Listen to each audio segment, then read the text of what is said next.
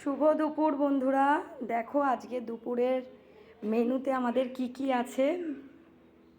আজকে দুপুরের মেনু এই যে আমাদের ভাত, গরম গরম সাদা ভাত, আর আছে এই যে বেগুন ভাজা আর পটল ভাজা।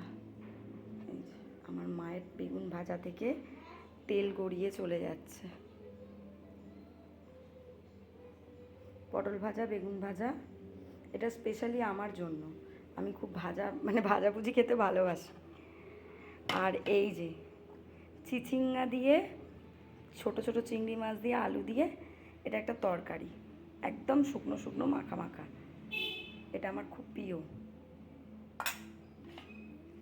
আর আজকে এই যে বলো তো কী মাছ?